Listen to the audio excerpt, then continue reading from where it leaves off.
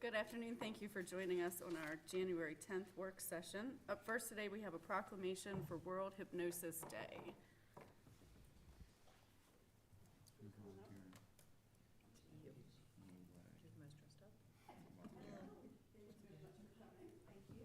we do have today a proclamation for World Hypnotism Day, which was January 4th, but this is our first meeting since then. So whereas January 4th is celebrated as World Hypnotism Day in over 22 nations, and whereas hypnotism has been thoroughly researched as a tested and valuable procedure, as well as form of complementary therapy with almost 12,000 studies and scholarly articles on hypnosis maintained and available to the general public by the American Society of Clinical Hypnosis. And whereas hypnotism has been shown to have the capacity to reduce stress, improve the quality of life, and provide many other personal and social benefits.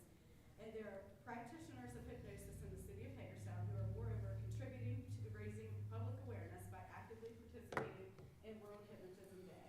And whereas the city of Hagerstown wishes to recognize the services performed by its citizens and residents in making hypnosis more readily available to the general public. And whereas the city of Hagerstown wishes to be recognized as a proud participant in World Hypnotism Day. Now therefore be it resolved with the support of the City Council, I, Emily Keller, Mayor of the City of Hagerstown, do hereby affirm its wishes to be known as World Hypnotism Day recognition in the city and proclaim January 4th, 2023 as World Hypnotism Day in Hagerstown. Thank you. First, I want to thank the council and Mayor Keller for this proclamation. It really increases the awareness of what hypnosis is and dispels the myths and misconceptions. You know, hypnosis is a tool and a resource. And what that does, it allows a client to use the resources that they already have within inside themselves. Sometimes you just need a little help getting there, using the amazing power that we have within the mind and the brain. And what that means is that it will allow a person to become self-empowered, moving forward with their life, not just getting through life, but thriving. So again, I want to thank the council and Mayor Keller and also thank you. Thank you.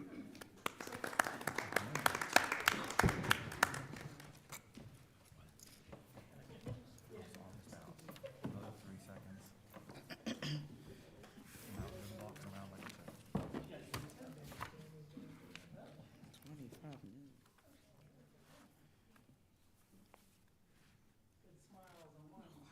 This agenda. Can we stay like this? Just 3 days. This is the way 3 it goes the days. rest of the year. 3 days. And only Kathy, only water. Excuse me. Up next, we have the Hagerstown Youth News Court Project. This today, we have Brother Andy. You can come on up and join us, please. Come on. Good afternoon, thank you all. I'm Andy Smith, I'm the president of Brothers United here. For the last 21 years, have been putting out a news publication called Speak Up Community News. We have now come to the point where we want to complete what we offer to the community by getting a youth contribution. Has anyone had a chance to look over the proposal? Well, clearly in the mission that we want to, or our vision is that we'll get young people involved, but our mission is that we'll train them how to use not social media, but how to use our media to effectively communicate to their peer group. So this is sort of a peer training publication that's, this proposal is for a peer training initiative that they can speak to themselves better than we are. I don't know how many of you all use social media, but I'm from the Facebook and Twitter generation. Young people are from the TikTok and Instagram generation, and they know how to use it, they know how to reach each other, and we want an opportunity to get the resources to help them to do that. And if you have looked at the abstract, it's a detailed training program that we have other professionals that are coming and help us. We was going to move forward with trying to do the recruitment. However, I don't want to do that without resources in place and put people on a waiting list. So I don't understand what the timeline is to get the resources for it. And as soon as we do, we want to move forward and start doing that. Some of you all were in a meeting that we were at yesterday, and it was about community planning for behavioral health concerns. And the one thing that I pointed out when they asked about the weaknesses of what we've been doing to help the community, and our organization, along with others, do not have the youth representation. We want to fix that. Just like the meeting here today, we've hoping that we'll be able to connect and make partnerships with agencies that we can have youth reporters there, as well as contributors. So this is the way that we're going. We want the city of Hagerstown to help us out, since we've carried it on our own for over 20-some years. Except for one time, Kristen helped us when he read our publication and seen that I was working with kids up in our office with no air conditioners. And he had the city send over an air conditioner. We really appreciate that. So we're back again to help keep the heat off of what we've been holding back, young people being involved. Does anyone have any questions that I can answer?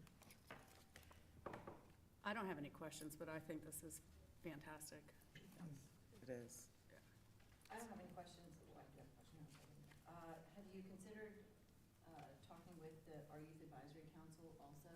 I've been trying to reach through to the Youth Advisory Council, and I think it was their representative that was to be at that meeting yesterday, but as I understand, somebody might have hired that person to be some. That was Washington's Purple's Youth Advisory Council. That was supposed to be there yesterday because she started her new job. People snatching up young people as soon as they can get them. We want to get our hands on somebody. good We have to problem. have someone, something to offer them. And just to throw this out to show you how well people respond to a need for things that young people are doing, I brought along a copy of our news publication. Some of you all may read it online, but there's an article in there about a new partnership that we made with the Adolescent Clubhouse. We didn't know about that because honestly, our news publication is serving 4 states, and I can't leave our city behind because we're missing out on things like this. As soon as I posted that, that information has been shared, and you all know how things get shared on Facebook, 40 times in less than a week. Because they see the need for this spread of offering something to young people 11 to 16. And we're hoping with this partnership, that'll be a feeder group to keep our youth club going once they turn 16, because this is for young people, our youth club, our youth news course for young people in the city of Hagerstown, 16 to 21 years of age, to hopefully in return get some community service hours or college credits like I did when I took journalism and served at the Herald Mail with my journalism internship. The other thing that we're doing to kind of like close the gap on offering things for young people is a youth club that was carried out until 2010, when we offered it to another community center along with a grant, and that's for ages 7 to 12. And those ones coming from the youth club can go into this adolescent clubhouse, and likewise, hopefully feed back into our youth program. So we want to try to cover the spread, and bringing this news publication that stopped going door to door. Back in November, we started again and actually got first letter we ever had from people that was glad to see this news publication delivered in the neighborhood. And I'm thinking, somebody likes the neighborhood, I'm gonna go down and give this paper, our anniversary issue to this person. And it was a white woman that surprised me, which kind of showed me our community is diverse. Everyone has to be involved and everyone contributes. And that feedback, we started doing this door to door again, and I'm glad we're doing that. But I want to be able to have some youth contribution, because they're out on the streets and we're trying to bring them back in. I love it. So I'll cut you all off. Any other questions? I think, just for me, to try and maybe put it in some cohesive understanding, at least in my mind, it was probably 15 years ago, we were in this room and we were having a debate when we got the PEG channel and having a debate over, we're gonna have a government channel, the franchise agreement provides for us to have a public access channel, right? Yeah. And we had those back and forth. Yeah. And I feel like even though that was yesterday, that was years ago, and the technology has moved so much forward that even as a parent now, I catch myself with my kids, like you said, who have moved on to new and improved communication methodologies. And then, just had a meeting last month in Myersville where I work, where we're basically Channel 99, which is sort of like the public, Public access. channel down there. They're like, hey, look, nobody even feeds into this. It hasn't been running for the last 8 months. Nobody even called because no one had been looking at it, you know what I mean? Because they either go to the website, and then now, like, we have younger families that want their information in systems that we haven't even caught up with. And so I completely agree that there is this necessity there that, yeah, Facebook or whatever it may be is just constantly being replaced with something faster and more effective and efficient. That I agree, we have to like catch those folks that are into that now, to be able to distribute the information in a way that even us, and I know there's folks younger and older than me at this table, that still won't be able to keep up once, we need to distribute that information, but we don't know how to do it because we're not even as up as we should be on those new communication. And like I said, I noticed went out to adults, because adults was sharing it, from our Facebook page, how much more when we get those reporters in place. They can put it out on Instagram. They can put out, peer training is like, if I was trying to reach a community that spoke a different language, had a different culture, and I'm deciding what's good for them, and this information may be good for them, but it's not coming in their tone. And the other day, I was giving my granddaughter a ride from where they live in Williamsport to Hagerstown, and I've learned with my 7 grandkids to start listening. So one time I was driving along to Chicago on a trip, and I heard one of them say, "Don't worry about it, Granddad's rich." And I almost wrecked it shocked me. I'm like, why is my money in their discussion? But I listened to them, and my granddaughter was telling me how much more she liked school, and she said something that was important. She said, yeah, my other school, I don't know if she got in trouble with her, said that they will holler at you. She said this new school, they listen to you and are helpful.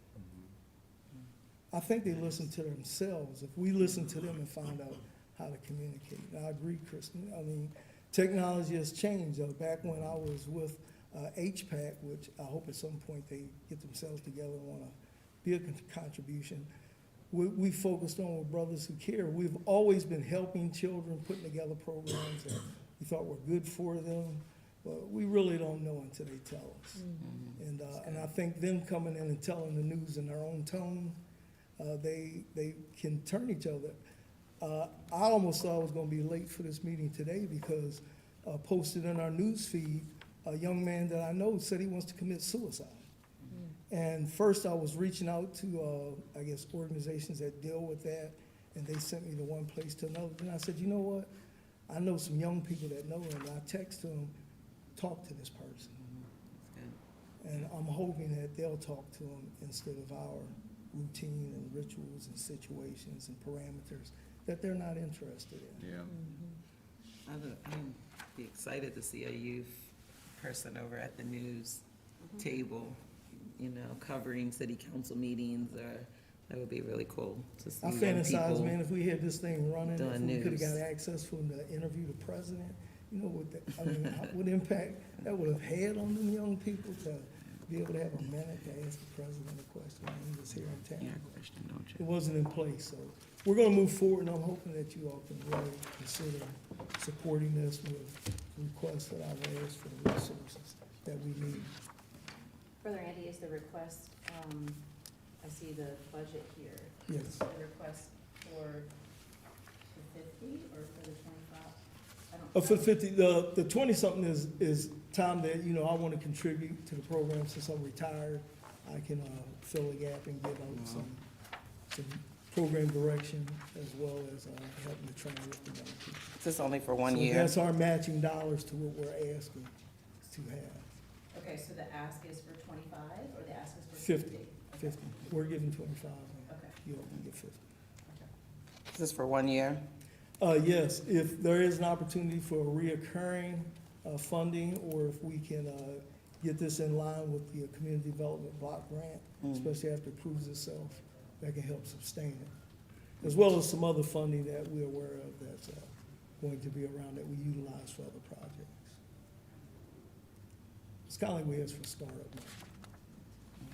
Well, I mean, I think in addition to CDBG, I mean, I think that this is one of the tenets of what was intended from ARPA, which is to improve government's relationships with virtual communication. Because I agree.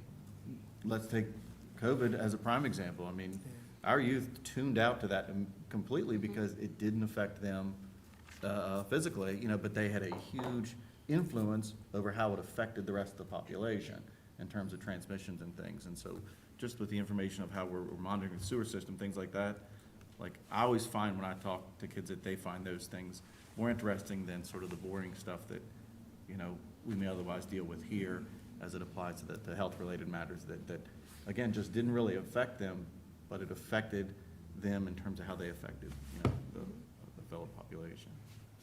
And I agree, I think that you're absolutely right, and I would really like to see the Youth Advisory Council for the city, be involved Yeah. with this. And I think it would be Definitely. a very good partnership and something very helpful Yeah. for their meetings to be to be broadcast and interviewed and things like that. So just one more, it's better than all of the Well, I think- younger and older. Yeah, we don't want to reinvent the wheel, we just want other people to be able to ride it.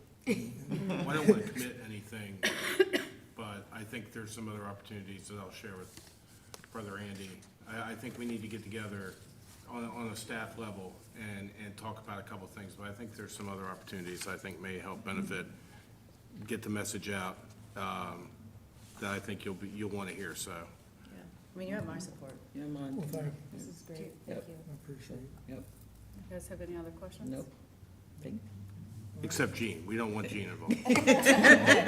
She's gonna say. Jeannie has opened my eyes to so much, as soon as I can get the resources, she's coming to Yeah. work for us. Well, she hasn't said anything, that's the whole thing. Well, I'm glad that you guys agree, and actually, I'm starting to find my niche with the community. And it's not just about Jonathan Street, it's about the community. I've worked with kids for 20 years, and I'm finding that everywhere we go, there's always an issue, and there's always a problem. But for every problem, there's a solution. From high school kids to young kids, we have to show kids that we can agree to disagree, but we can sit back at the table and make a change. And so we as adults have to begin to offer them things. We say that the kids are getting in trouble, we don't offer them anything. So we have to go out into the community and we have to be the change really that we want our kids to be. And so now, if not now, when? So it's time for us to step up and do some things to help families. Some kids come from single-parent households, some kids come from two-parent households. We need to tap into our children. They don't know how great they are unless we give them a push and can continue to encourage them. You're not starting to find your niche. I think you're there. I think you're there. I really am. Could have used you 20 Thank years you, ago. Brother Andy. All right, for your leadership. well, just reach out to me, Scott. I will. We'll get together. and move forward. Thank you. We'll try for Thank next you. week, Thank Andy. you all for your time, and thank you for your readership over the years, Yeah. including that air conditioner. Thank you.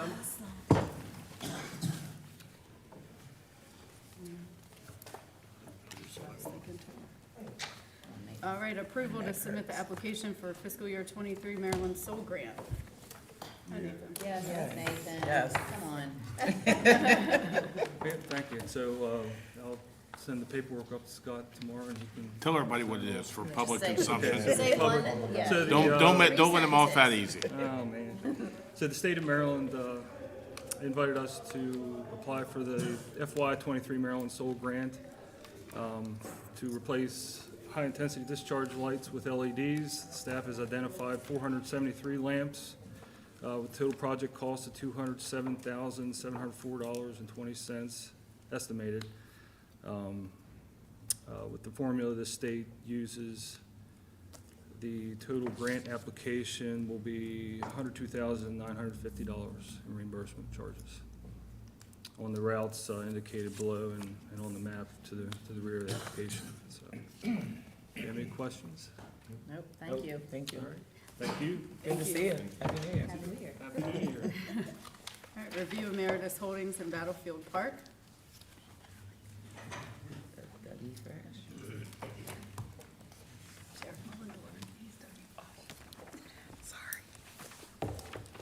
So staff have been in contact with Meritus and their representatives about a possible purchase of lands located at the former Washington County Hospital site. The community center, city center plan calls for a catalyst project at that proposed location for a memorial park.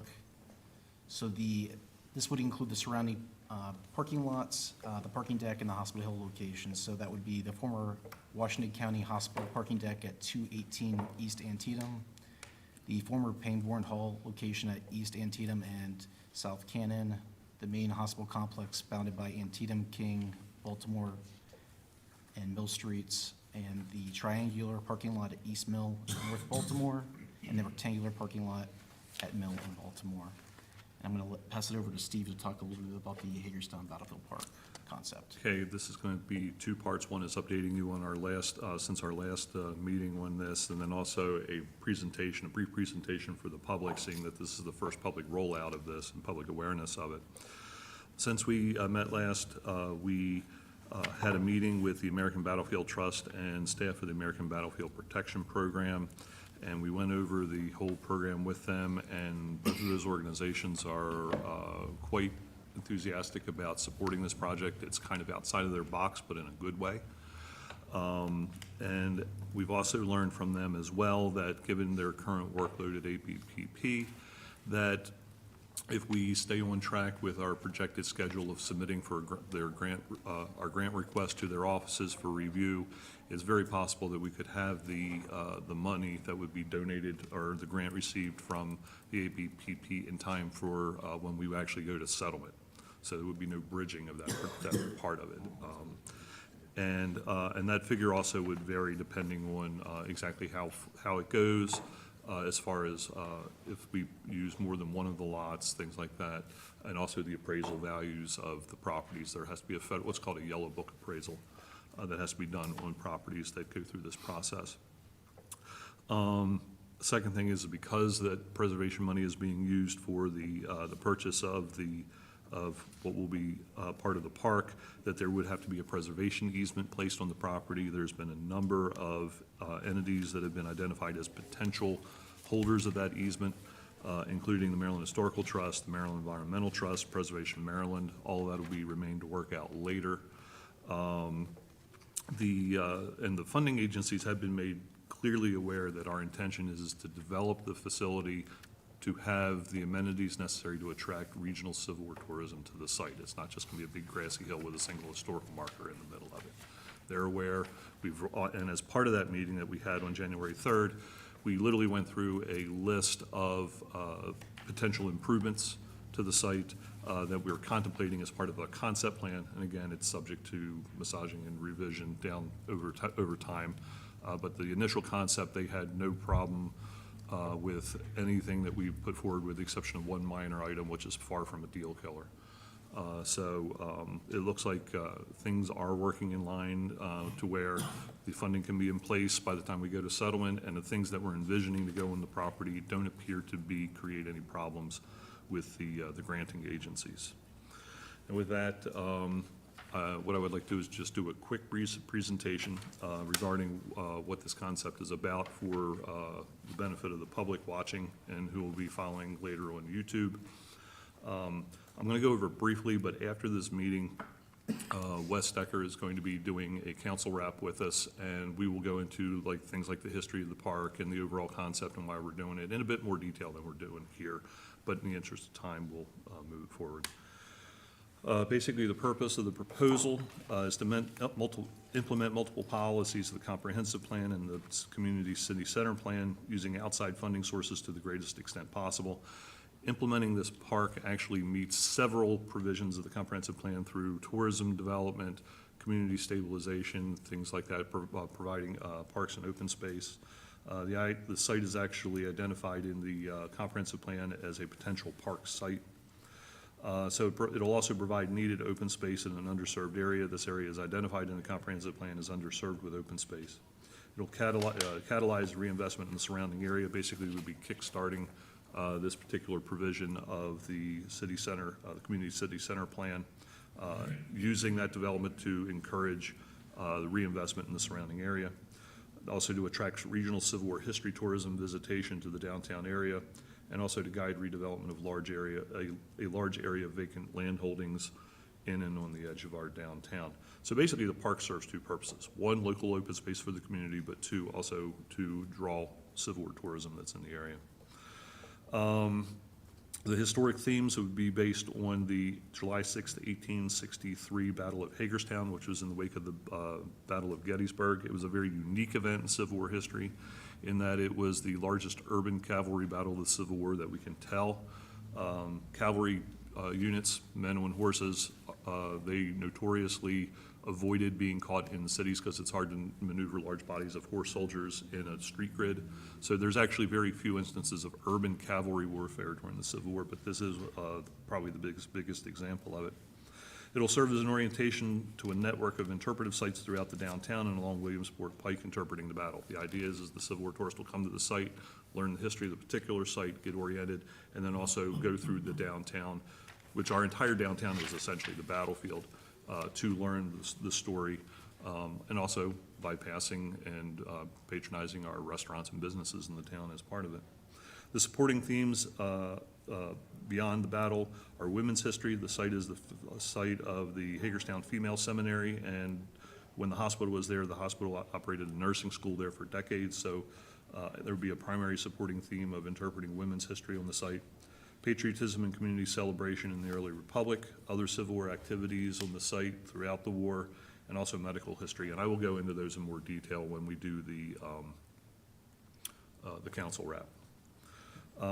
Why this site and why these themes? Cannon Hill is one of the most historic locations in the city. Again, I'll go into that later. It was basically Baltimore's version of Federal Hill. It was the site of the early 19th century patriotic celebrations. The battle was here, Hagerstown Female Seminary, and also its location plays into it too, being in proximity to downtown and the potential extension of the city's trail system.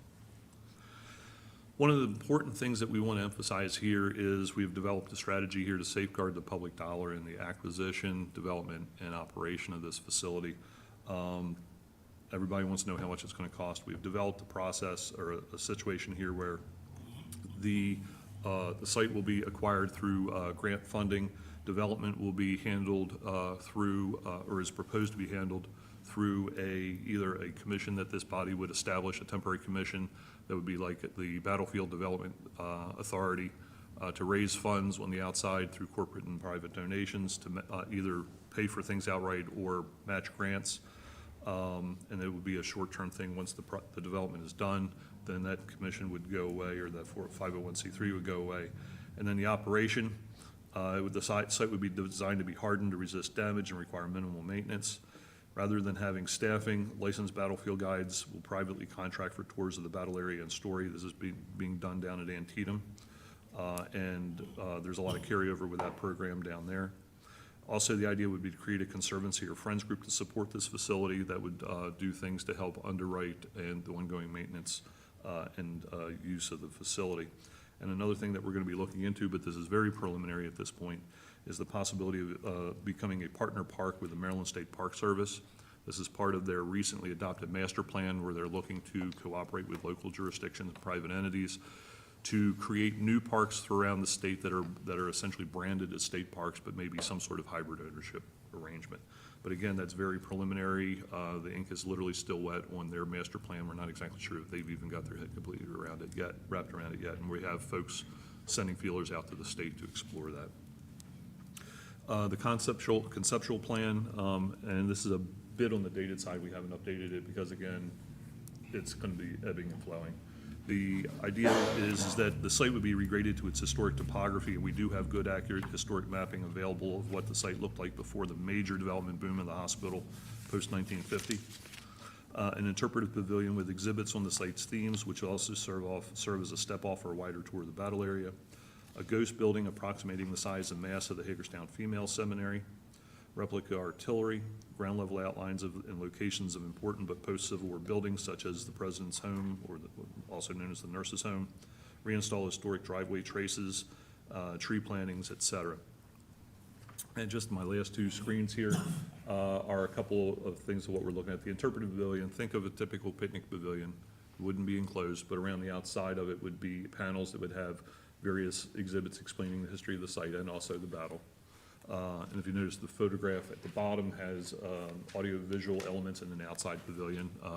I thought this was interesting, given that some of the members of this commission wanted to make sure that it was appealing and as interactive to the visitor and the youth as possible. So there are a number of ways that we can look into that, and all that would be developed later with an interpretive plan. And then also the Wayside Network, again, part of the idea is to attract them into the downtown. They would get oriented here, but then also they would be walking through the downtown. And at various sites where important things happened during the battle, there would be freestanding interpretive markers that would explain the battle in more detail, well, essentially a walking tour through the battlefield, and our city is essentially the battlefield. And also the Ghost Building, just so folks understand what that is basically it's a metal frame outline of what the building would have approximated at the time. This has been used in the last 20 to 30 years in a number of historic sites around the country, one of which is Ben Franklin's house in Philadelphia. That's the top photograph there. It's a white metal tube frame out. Ours would be substantially bigger than that because it's a 125-foot-long building. The top of the cupola is about 55 feet or so. So it would not be a unsubstantial improvement, and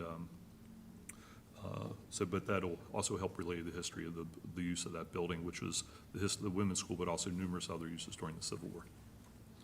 And that's what an overview, and again, we'll go into it in more detail in the council round. So some key points of the contract of sale agreement that's in your packet and the inspection agreement is the purchase price for the majority of those Meritus holdings is proposed to be $900,000. The study period will be 120 days and begin at the execution of the inspection agreement in your packet. The inspection agreement would be approved at the end of January here at the 31st to allow staff to begin any due diligence items related to the property as soon as possible. This differs a little bit differently than from other acquisitions or sales of property. It allows us to begin that inspection before the effective date of the contract.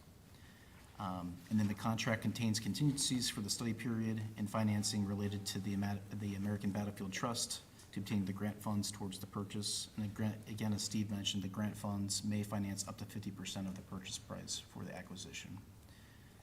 Settlement would then be within 30 days at the end of the study period. So we're expecting a end of June, roughly, closing for the property. We're here for any questions you might have. Any questions? Okay, so we'll be introducing the ordinance for purchase next week with the approval at the end of the month. Thank you very much. Thank you. Thank you. City Administrator. Happy New Year, everybody. Happy New Year. Just one thing, if it's January, it's time for the Hub City 100 Miler. That'll be kicked off next Friday, this Friday, January 13th. The goal is to walk, jog, or simply move your body a mile a day for 100 days. Information is out on the city website, follow the links there. But I do want to mention the corporate sponsors for this year. ARC of Washington County, Ascend Financial Solutions, City of Hagerstown, Hagerstown Youth Council, Kipes Upholstery, Meritus, Volvo Group, Washington County Public Schools, and Washington County Health Department. So looking forward to, I think we've increased participation every year. I'd like to see that happen again this year. That's it for me. Thank you. Councilmember McIntyre. Happy New Year and happy birthday, Mayor Keller, on Thursday. So, yep. Thank you. That's it. Thank you. You're welcome. Councilmember Breach. Happy birthday. I'll probably wait till Thursday. Well, it would have been it would have been too long gone this Tuesday. Good job. Say it for the record, for the record. Councilmember Burnett. For the record. Councilmember Alshire. Councilmember Martinez. Happy birthday, for the record. Thank you. You're saying it the same Thank you. week. Is that it? That's it. All right. I just wanted to give a shout out to everyone that was involved with the Crumpy's Donut Drop, Middletown Valley. Thank you for your sponsorship, Maryland Theater, everyone that was there. It was pouring down rain, and there were still probably 1,000 people out there, and I appreciate everyone that came and danced in the rain with me. I was soaking wet when I got home, but we had a good time. So thanks to everyone that was involved in making that a success despite the weather. And tomorrow is opening day in Annapolis, so I just want to give a shout out to Brooke Grossman, our new delegate, who will get sworn in at noon tomorrow, and to Senator Paul Quarterman. I hope you guys have a great session, and we're looking forward to you guys representing Hagerstown and Annapolis this year. And we're adjourned. Good night, everyone. Thanks.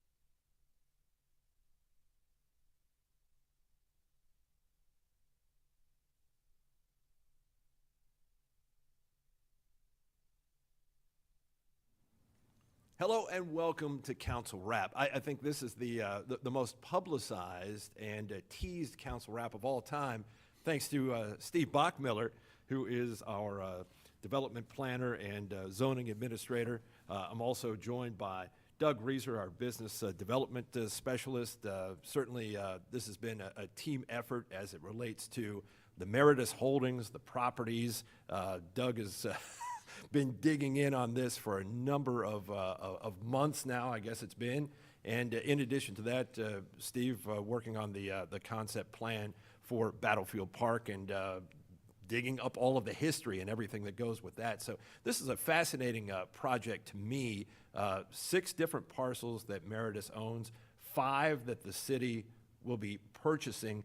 Can you talk about that a little bit, Doug, about the city making these purchases, how this has come about, some of the work that you've done? Yeah, it's 5 different sites out of 13 parcels in total. So we've been looking at and talking with Meritus for a number of months now for the consideration, and since they've demolished the main hospital site, it's been a vacant lot, and we've had some conversations between Meritus and the city as some back and forth. And I think Meritus's indication was they would want to get rid of the majority of their parcel holdings if they did end up selling. So that's why we're considering more than just the site that we've been looking at for the park, is we'd actually be looking at a larger holding purchase. And what does that mean for the city of Hagerstown? You often hear it talked about that, you know, the city doesn't necessarily want to acquire properties, but in this case, why is that beneficial? Why does that make sense? Yeah, it's part of our community city center plan for a memorial park at that particular location in particular. So it's hitting one of our catalytic projects that we've been planning, and part of our, I believe, our comp plan. So it is hitting one of those catalytic projects that we were focused in on is part of our plan as a city whole, not just acquire property, but to acquire with intent. And what's special about this property, Steve? You talked about it during the meeting, hit on it a little bit, but you've got a lot of depth on this property and what it's meant historically. This is a very historically important property that over the generations, its importance had been lost, essentially. The more I dug into it, the more I realized what happened on that property. The history of this site actually goes back into the 1780s and 90s. When the U.S. Constitution was ratified, it's my understanding that there were cannon salutes that were fired from that area. The community had a celebration. So the place was actually historically known as Cannon Hill, even before the Civil War, when there was cannon on it during the Civil War. They had celebrations for things like Washington's birthday, presidential elections, things like that. Also, when the Washington County Militia would form up for their monthly drill or whatever, or quarterly, whatever it was, they would form up in the public square and they would march out to this hill, and this was their drill field. So it had an immediate connection to the early days of the Republic as far as the commemoration of important events, and also the militia, or then the equivalent of a National Guard. In 1853, there was a large girls' boarding school known as Hagerstown Female Seminary, which was constructed on the property, which we have on the screen right now. The photograph that you see, as far as I know, is the oldest known photograph taken in Hagerstown. I estimate it to be from about 1855, not long after the school opened. You can see the girls in the wide hoop skirts and all on the front lawn there. But this building was on the site up until, I believe, right after World War II. And the school operated from 1853 to about 1910, first under the name of the Hagerstown Female Seminary, and then under the name of Keymark College. In 1910, the school closed, the property was sold to the Washington County Hospital, and the rest essentially is history. The building continued to be used as the hospital until right after World War II, and then right after World War II, there was an aggressive, over 25, 30 years, an aggressive redevelopment campaign where essentially the entire site was redeveloped with more modern hospital buildings, and this building was demolished. During the Civil War, it actually served multiple purposes. In 1861, when Union troops were massing in this area to protect the Potomac River, because keep in mind Virginia was right across the river in Berkeley County. General Robert Patterson formulated a small army here, and he used this building as his headquarters. And this was all literally in the very early months of the war, before the first Battle of Manassas, the first large battle of the war. And we actually have engravings of soldiers on this site that were run in national newspapers at the time. So it was a fairly, I wouldn't say notorious, but it received some notoriety throughout the war for things that happened there. In 1862, the building was used as a military hospital. Predominantly Confederate wounded were in there after the Battle of Antietam. In 1863, of course, we have what our primary focus here is interpreting the cavalry battle of Hagerstown, which was the largest urban cavalry battle of the Civil War that we can tell, that was fought mostly within the confines of a urban environment. Cavalry maneuvering large bodies of mounted soldiers is very difficult to do under the best circumstances. You didn't want to get those troops all caught up in the street grid of a city, because it's inviting disaster. So there are very few known instances of urban cavalry warfare during the Civil War, and especially not large urban cavalry warfare. Here you literally had hundreds and hundreds of mounted cavalry soldiers fighting one another here in the streets of Hagerstown for about 6 hours on July 6th during the retreat from Gettysburg. On this particular site was Battery E of the 4th United States Artillery, commanded by Lieutenant Samuel Elder, who was from Harrisburg, and also the 5th New York Cavalry Regiment that were stationed kind of toward the western end of the site. And the artillery was set up on this hill, by my estimation, just to the north of where that building was.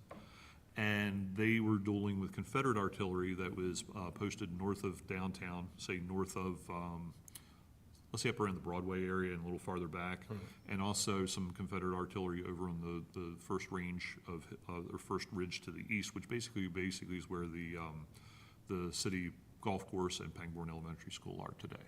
So it was part of an artillery duel there. After that battle was over, the Confederates did occupy the town. And after a few days, the battle ebbed back and forth. There was a second battle of Hagerstown where the Union troops came back in, took the city back over.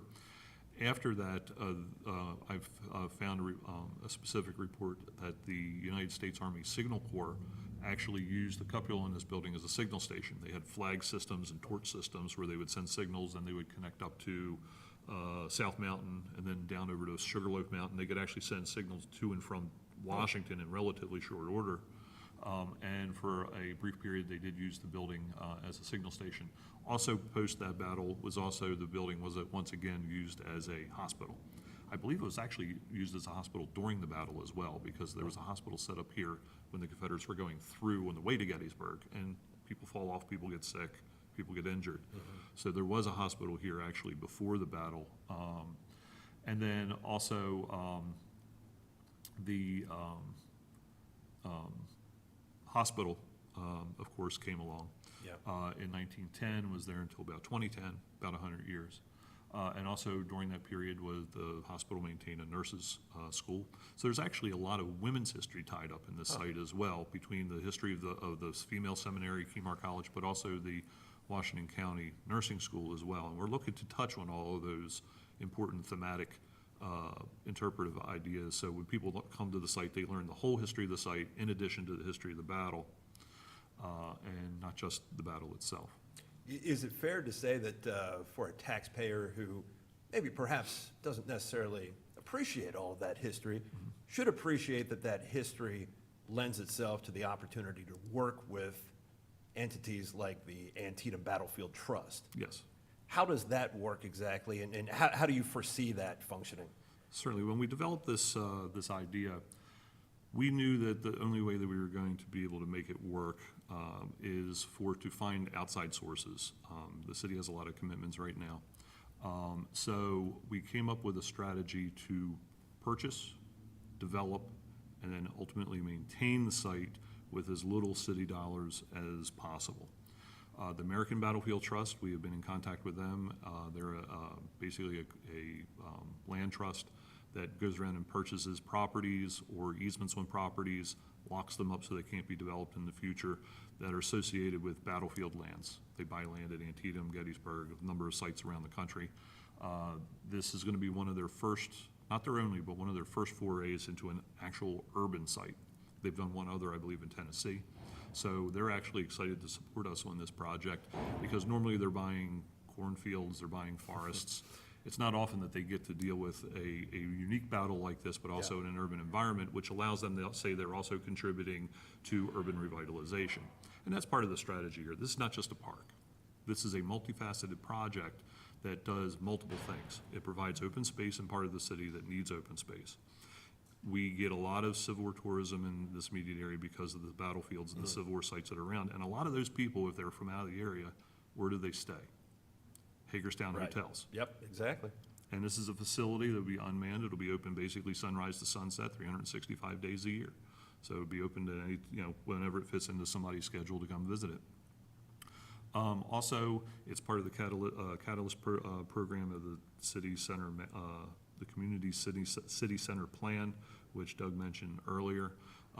That plan was to call basically for some sort of redevelopment of the properties to the north of this site, the former Pangborn Hall site along East Washington Street.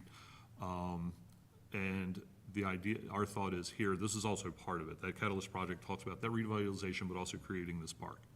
And our thought is that we kickstart the park, it'll show the city's investment in the area and help pull up the area, and also encourage investors to look at these other sites that are in the immediate vicinity for redevelopment, and entertain a lot of investment in the southeast quadrant of the downtown. Doug, the mayor and council seemed very receptive to this. Obviously, they heard about it previously. This was really the opportunity to present it more to the public, and we continue to do that here, expounding on it somewhat. But talking about a $900,000 price tag for those properties, are you able to talk a little bit about why that is, I don't want to say a pretty good deal, but based on the appraisal of those lands, why that is a pretty good deal for the city?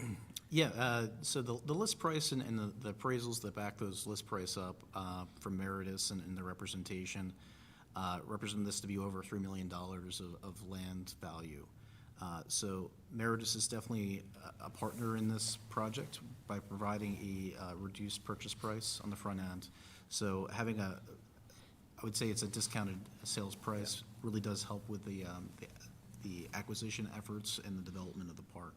And certainly the crown jewel of this would be Battlefield Park, but those other parcels, can you give any indication as to what you think will happen there with interest in those particular parcels? Maybe how you see that playing out to some degree? I know it's early in the game, a lot of moving parts and pieces, but what's your thought on that right now? Yeah, it's still very early, and I think it really comes back to our zoning administrator over here sitting to my right, is from a zoning perspective, what the uses allow. I think Meritus's remaining holding is going to have more interest now, and it's being a city center mixed-use property. What we're seeing a lot of interest in the downtown right now is a mixed-use development. So first floor commercial, upper floor residential is a really high demand, and finding land that would support that is probably a paramount for any investor looking in the downtown area. What's your level of enthusiasm with this project, Steve? I know you really are into history, you love things of that nature, and I think finding something, as you said, that has kind of been lost in the shuffle is a bit exciting. But how do you, or what do you say to people about this project and the potential for what we could get out of this as it relates to the Battlefield Park? Well, I've been pursuing this off and on, depending on circumstances, for 10 years now. So now it's finally coming to potential fruition. There's still a number of things that could possibly create problems.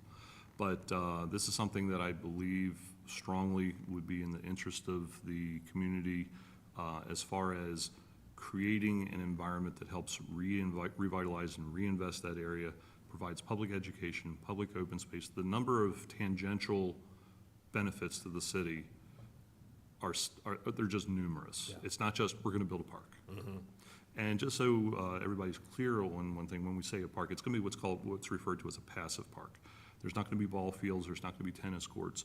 And the reason for that is the funding that we're receiving in order to purchase the land is coming from the American Battlefield Trust, and their mission is to preserve historic battlefield grounds.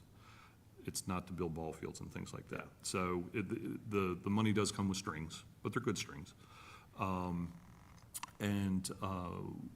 The thought is that after this thing is developed, it should spark additional reinvestment around the southeast quadrant of the downtown, pull people into the city center, because keep in mind, as I mentioned earlier, the battle was essentially fought in the entire city street grid. The entire city was a battlefield. And the idea is folks would come to this site, get oriented, and then they would take off down through downtown at various stops that'll have signage along the way, quality, in detail signage to fully explain the battlefield, and even sites out Virginia Avenue, because the battle kind of tailed off when the Union troops headed over toward Williamsport and they were pursued by the Confederates. Excuse me 1 second here. But the idea is that it serves multiple roles, not just we're building a park. And what would it mean if this park ultimately is designated as a state park? What does that mean on top of the fact that we've got this brand-new park that pays homage to the history that had been somewhat lost and is helping to extend tourism right through Hagerstown, as you mentioned? Right. Again, a lot of people stay here for the Civil War history, and now they're actually right on the grounds, and they realize they're on the grounds where a lot of it happened. Right. Basically, one of the big things is marketing, and also cooperative to see if there's any assistance for the ongoing maintenance. Yeah. The State Park Service adopted recently a new master plan to guide their management over the next 20 or 30 years.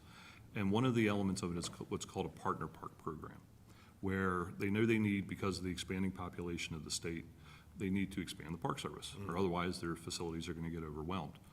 And to make that effort as financially responsible as possible, they came up with the idea in their master plan to come up to investigate and pursue partner parks, where instead of the state going in, buying the land, building all the stuff, having park rangers there during all daylight hours, look for alternatives that cut down, that had the same result, but cut down on the investment either by the state or by the local. So that's why they're looking at partnerships.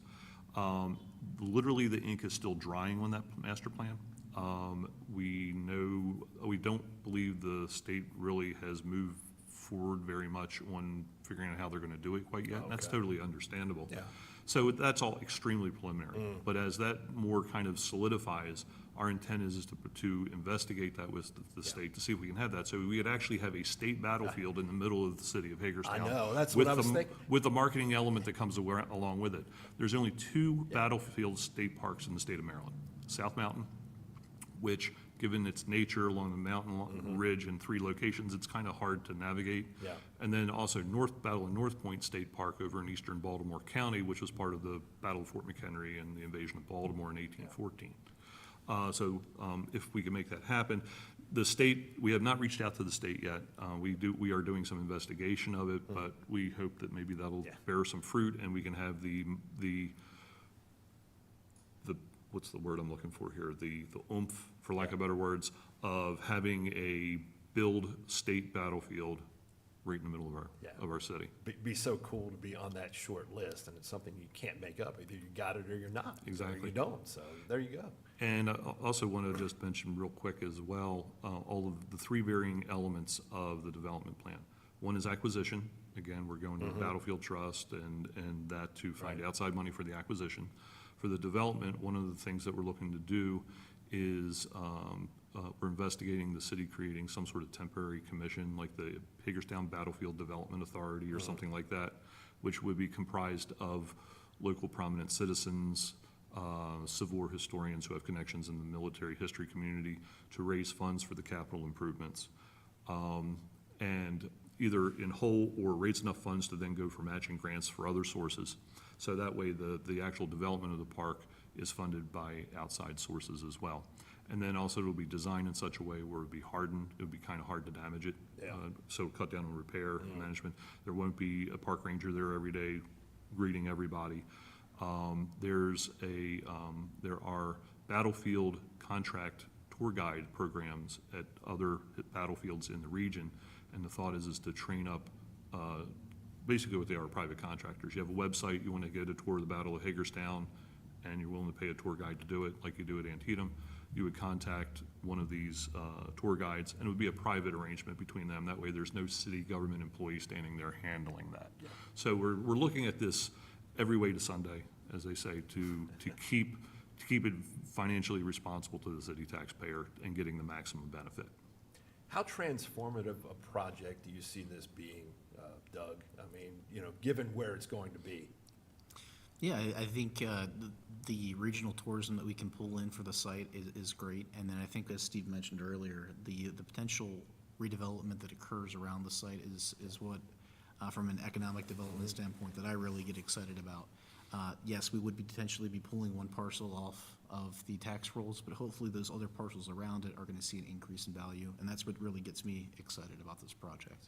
Yeah, and Steve, where can people sort of follow this as it moves forward? Because now we presented it to the public. So is there a way, is there a place they can go to sort of see the progress? Because you said there are still moving parts and pieces, there's still much more Yes. to be done. Well, what will end up happening is the city will end up having to develop a master plan for the development of the park. Okay. And that'll be a process. The concept that we presented it to the mayor and council, that's a working concept. It may shift around. I think for the most part, it'll be what it is. But we'll have to develop a plan on how to develop and manage it. And that, there'll be public awareness of that, but it's too early in the process right now. Right now, we just got to figure out how to get the land under the city's control. Right. In order to make it happen. If that doesn't happen, everything else is moot. Yeah. But there will definitely be ways that we will be reaching out and maintaining public communication on that. And it's interesting you mention that, because as of right now, frankly, we don't have anything. Okay. Because it's just so early. Yeah, sure. So once we know that this thing's a lock and we have a more solid direction going, more public information will come out and more public opportunity to participate. And even after it's developed, like I said, we're looking to set up a conservancy to help support the park. So not all of the funds come out of the city's parks budget to maintain it. People can join that conservancy and help support the park and help it into the future. And Doug, if everything remains on schedule, you said during the meeting that this would basically be wrapped by June? Yeah, so, the state ordinance requirements for us purchasing and acquiring land, it's a lengthy process. So the first thing is we're going to be introducing the ordinance to purchase the land next week, the 17th, for a special session. We approved the ordinance, should mayor and council move in that direction on the 31st. But that's the first step. Yeah. We wouldn't be able to sign the sales contract until 30 days from that point, Okay. according to our charter in the state. So really, we wouldn't be under contract until early March. And then we do have that study period that's in the midst of all of that. So we're going to be testing the ground, make sure we can build buildings if we so desire, making sure that there's no environmental concerns, making sure that we can move forward with securing that federal funding for the acquisition costs. All those are part of the study period that we're looking at with Meritus. But the hope is that we'd be settling the property around the end of June. Okay. And Steve, I'll give you the final word on this if there's something that we haven't touched on or some way that you'd like to conclude. I'll give you the floor. I think I've pretty much said everything I need to say. I just like to point out on the screen right now is a illustration that appeared in Harper's, I believe it was Harper's Weekly magazine in 1862, of soldiers standing on Hospital Hill, and you can see Hagerstown's church spires in the background there. How about that? I mean, it's hard to envision some of the things that you mentioned earlier about positions for artillery and things of that nature, given what the landscape is now. Yeah. But when you look at a photo like that, you can still get a pretty good idea of exactly where they are and what they're looking out at, for sure. Oh, and one other thing too that we were looking at, again, trying to maximize all the opportunity here, is the city's been developing its urban trail program with the arts trail down to City Park, Yeah. and then the Marsh Run Trail that'll run over past Bester Elementary School, then into Hager Park. And the thought is if we continue this, we could continue a loop around through Hager Park, up along Mill Street, through this park back into the downtown. So it'll help connect and loop the trail system as it ultimately Right. develops out. There's still several sections that haven't been built yet, but Yeah, well, as I said earlier, I think the word for this is transformative in a number of ways. Appreciate you guys sticking around to do this. Doug, thank you. Steve, appreciate it. And thanks to all of you for watching, and stay tuned on this because there is much more to come. But for now, that's a wrap. See you next time on Council Wrap.